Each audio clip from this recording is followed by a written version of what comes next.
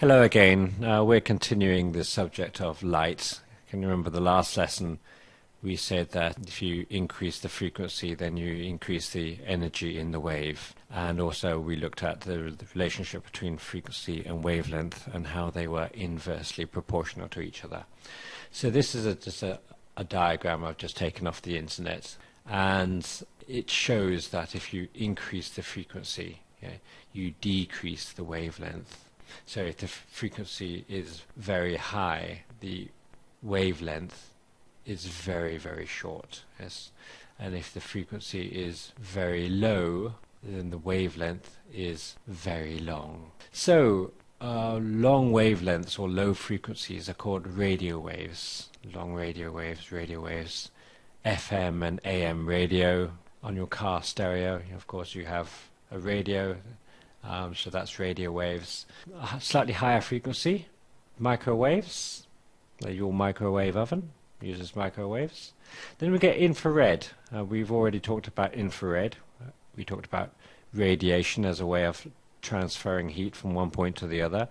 So your oven at home, your cooker at home, if you stand near it, you can feel the infrared radiation. Or if you have a heater at home, central heating, for example, and you stand next to the heater, you can feel the heat, and what you're actually feeling is the infrared radiation.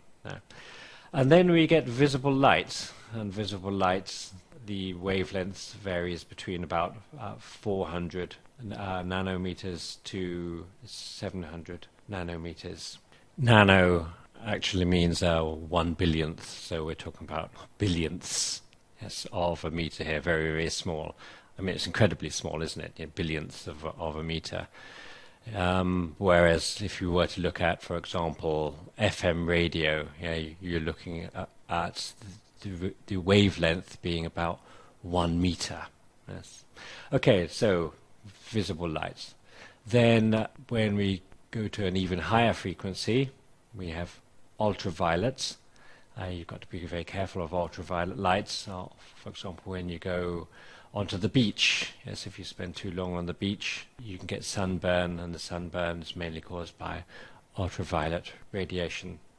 And then X-rays. Of course, you have to be very careful of X-rays. That's why when you go and get your teeth X-rayed, they put you in a lead jacket, and also the person taking the X-rays actually goes into another room to X-ray you, because the X-ray operator actually knows that she or he has to be very careful with X-rays. And then we get gamma rays. Okay, so that's the full electromagnetic spectrum. So at the end of the last lesson, can you remember we said that if you increase the frequency, then you are going to increase the intensity or increase the energy of the wave. And I told you that this was classical theory, but it's not completely true. It's not true because, well, in fact, it's lucky it's not true, really, because it means that if you were, for example, sitting on the beach, sunbathing, right, then you'd get burnt to death by, gamma rays, X-rays, and ultraviolet radiation. Yeah? So, in fact, what actually happens in real life is, yes, this classical theory holds true in the beginning, yes, but then at about this point here, the wave goes something like that. Yes, forget this part here. Yes, this is the sort of shape of the wave here. It goes something like that. So it actually, the wave actually dies down, and it actually dies down in the ultraviolet frequency range. So just here, this is where the energy level dies down. It doesn't, in fact, continue getting more powerful and more powerful. Yeah? Otherwise, you'd be burnt to a cinder on the beach when you go sunbathing. Yes. This lesson we're going to be looking at why classical theory actually breaks down. So scientists actually had a name for this, this sort of disagreements between classical theory and what actually happens in real life. And they actually called it the ultraviolet catastrophe. This decrease in energy actually happens in the ultraviolet range. So today's lesson is going to be about why the classical theory wasn't the full story. Here we had intensity, wasn't it? There was intensity or energy, and this was the frequency, wasn't it? And in classical theory, we said that if you increase the frequency, then you increase the intensity. Yeah? But in real life, that doesn't happen, and the scientists knew that didn't happen. So mathematically, it might have happened like that, but in real life, in the beginning, the theory held true, right? But then at about the ultraviolet frequencies, the intensity of the light would diminish and decrease to zero. And the reason this happens is a quantum mechanical effect, and we're going to be talking about this quantum mechanical effect. And to do that, I want you to imagine something completely different.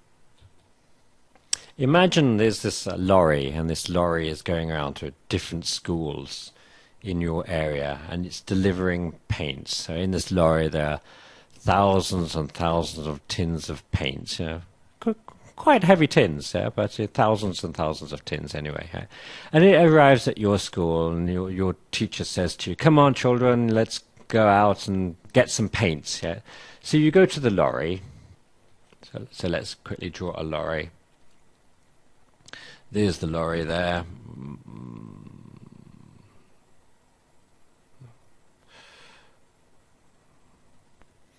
And you open the back door of the lorry, and you take the paint out, and you bring the paint into into your school building. Yes.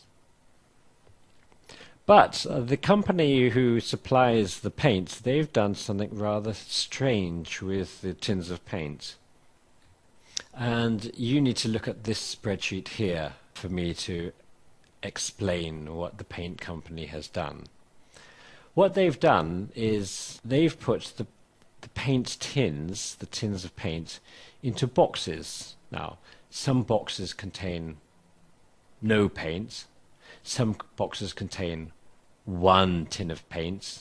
Some boxes contain 2 tins of paint. Some boxes contain 3 tins of paint. Some boxes contain 4 tins of paint. Some boxes contain 5 tins of paint. Some boxes contain 6 tins of paint. Some boxes contain 7 tins of paint. Some boxes contain 8 tins of paint. And some boxes contain 9 tins of paint.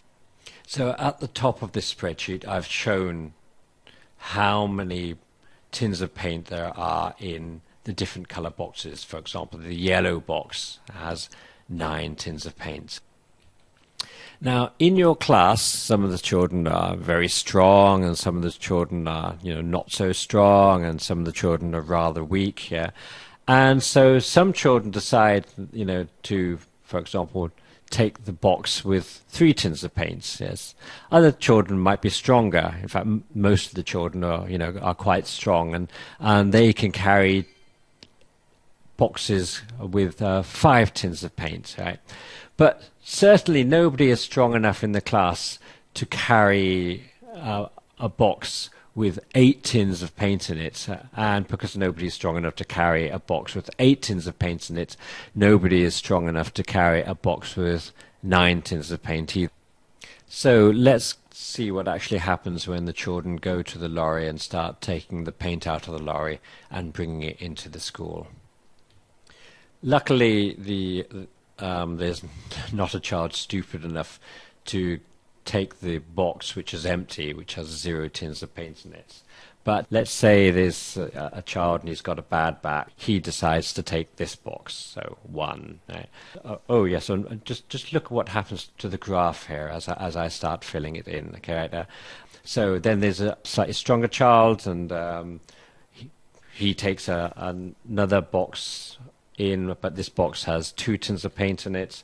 And his friend also takes a box with 2 tins of paint.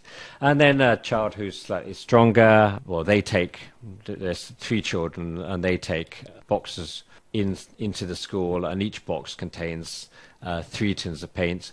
And then we have some even stronger children. These children, they take boxes with 4 tins of paint in, and there are 4 children who take 4 boxes in to the school, and each box has 4 tins of paint.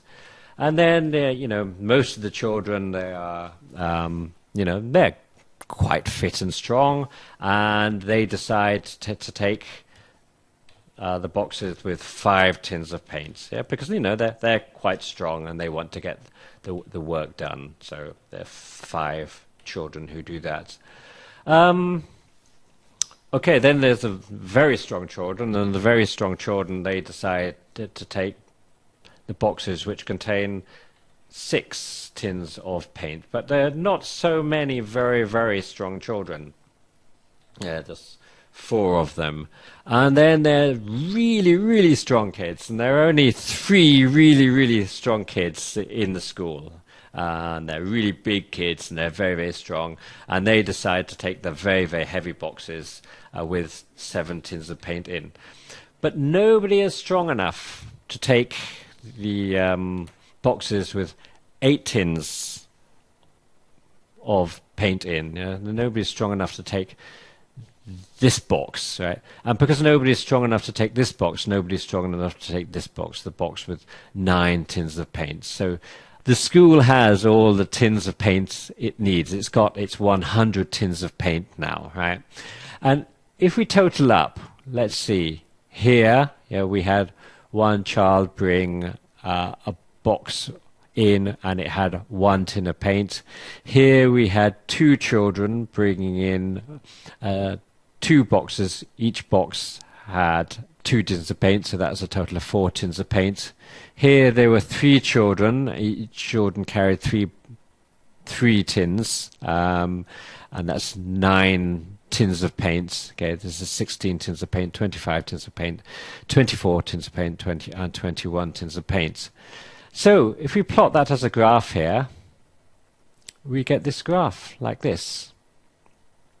And this is a little bit similar to how light behaves, really. If we say that this is the energy, yes, or the frequency, because we've said as we increase the frequency, we actually increase the energy, right? We can see in the beginning, as we increase the frequency, or as we increase the number of tins of paint in the box, yes, we get more tins being delivered, or more intensity or more energy, right? But what happens is, as the boxes get heavier, there are not so many children who can take the heavier boxes, right? And so very, very quickly, the intensity diminishes, or the number of boxes which contain a large number of paint tins diminishes, goes down. Okay, so in a way, this example sort of explains how quantum mechanics works.